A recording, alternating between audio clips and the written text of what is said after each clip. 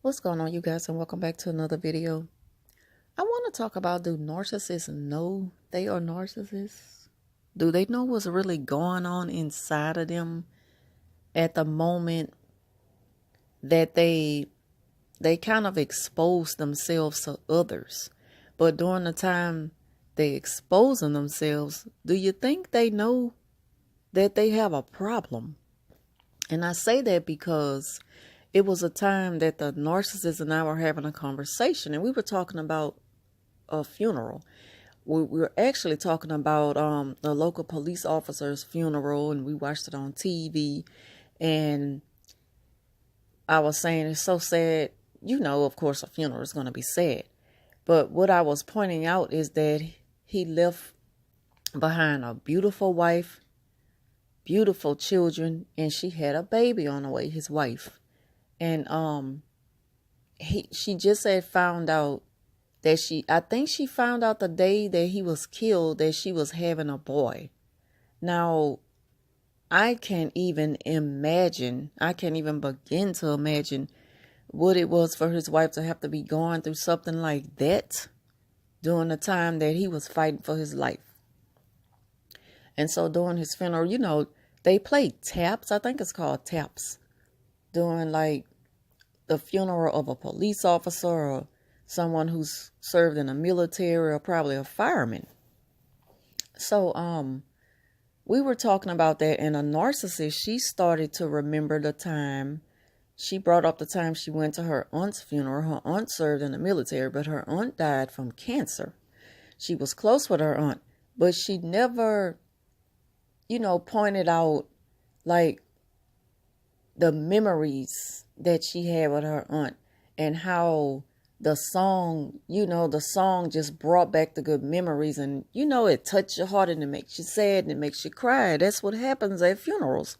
When, they're playing the music at funerals or the choir is singing, it breaks you down. And it makes you think of the person, whose funeral you're at. It makes you just remember the time when they were alive, the good times you had, it just brings those raw emotions out. But with the narcissist, I noticed that when she was describing when they were playing a song at the funeral, she said, it just broke me down. And she only talked about how the song made her feel. With the narcissist, is all about them. And what I was trying to get out of her is like that raw emotion. I wanted her to really talk about the memories, that she'll have of her aunt. But she just couldn't put it into words. All she could talk about is how sad the song was, and every time she hear that, it just breaks her down. But I wanted her to tell me like why. And because that's the conversation that we was having. We was talking about people that passed away and how sad funerals are and stuff like that. But when she started to talk about that, I just noticed that she only focused on how the song just made her feel so sad within herself. And I'm like, what's making her so sad? What's got her so sad deep down inside? So that was that. And she just started crying like uncontrollable. And that, I'm not trying to be funny. I'm not trying to be harsh or anything. But at that moment, I'm like, okay, so I dropped everything because we're at work. We're talking and we're working. I dropped everything I was doing and I went over to just hug her and everything. And I was just like, it's going to be okay. And she's like, oh, then she started laughing, which like, it didn't scare me, but I was like, okay, that just happened. What's going on? We were just fine a minute ago. And, I understand that a person, they having a moment. And so that's why I'm hugging her and everything. And I'm like, it's going to be okay. And then it's over with, But not with her. It was just different with her. So that just made me question myself at the moment, like, what's going on with her? And this is before I knew that she was a narcissist. This was like way before our altercation, way before I confronted her way before she exposed herself, way before it was all out in the opening about her, way before the gig was up. I didn't know who I was really dealing with. I thought she was a genuine, cool person. And like I say, I hate to use that word friend too loosely with people, but so anyway. Yeah, she just lost it in that moment. And then she started laughing. And she said, "Don't pay me no mind. You know I'm nuts. You know I'm wacky. I'm thrown off." And I'm like, what made her call herself that just because you were crying? I can understand you just started laughing. And sometimes people even do that, and it's not something that should be, looked at so deep. But with her, it's just different. It's just different. And so another time is when we were talking, and I think I mentioned this in another video. And she was telling me how much it was bothering her that her mom sometimes just stopped talking to her out the blue after getting angry with her over something she couldn't get her to do for her. And so it was hurting her so much, and I could see that. So I'm like, this is the moment that she's going to just finally let down, her shield and just, let your guard down and let out raw emotions. Just talk about it, whatever it is going on inside. Because I had never seen that side of her. And it's like every time it's on the surface and it's about to, it's about to come up. It's about to come out. It's like she catch it and then she just hold herself back. I don't know. But she just don't allow herself to go.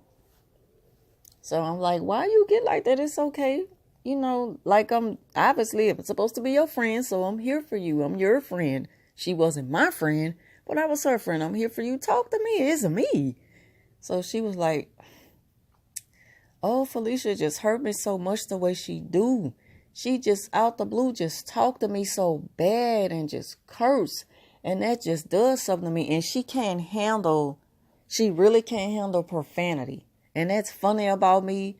As dirty as she is, and some of the most devious things that she do.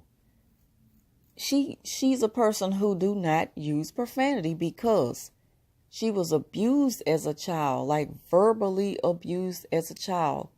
Her grandmother must have done it to her mother, and her mother done it to her. She don't have to tell me. I see it. It was the way she was sitting there expressing herself about her mother.